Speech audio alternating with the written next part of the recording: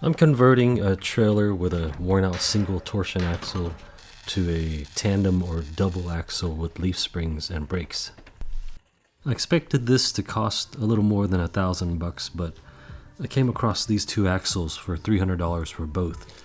These come with leaf springs and brake assemblies, just like I wanted. The only problem is these are 58 inches spring perch to spring perch. I need 70 inches. So what I need to do is extend them by 12 inches. There are a couple ways to do this. Both ways involve sleeving. Sleeving means you're overlapping some tubing either on the inside or the outside of the existing tube. You need sleeves to add support because the welded areas aren't going to be as strong as the original continuous tubing. There's a thing called the heat affected zone. That's the area that's just outside the weld where the steel gets weakened. Sleeving at least 3 inches in each direction of the joint adds support in that area where the tubing is welded.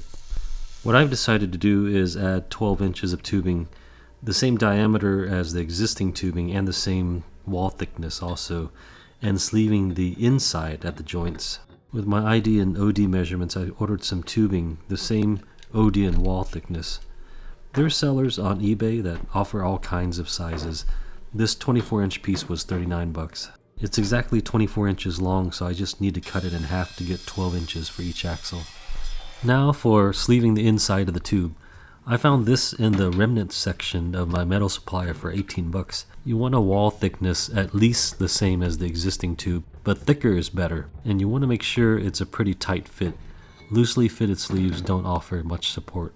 I'm cutting this into 4 pieces. Each one is about 6 inches long, so I'm able to sleeve 3 inches in each direction of the splices. There's a tiny bit of play in my sleeve. Because of that little play, I'm going to drill a couple of small holes through the outer tubes so I can use welds to secure the ends of the sleeves inside the tube so they don't have any movement.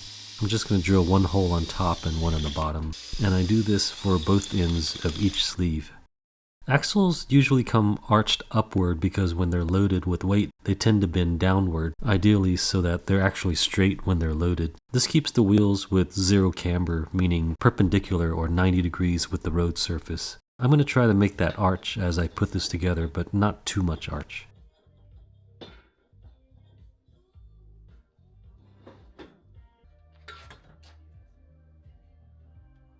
I'm making sure the sleeves are centered in the joint.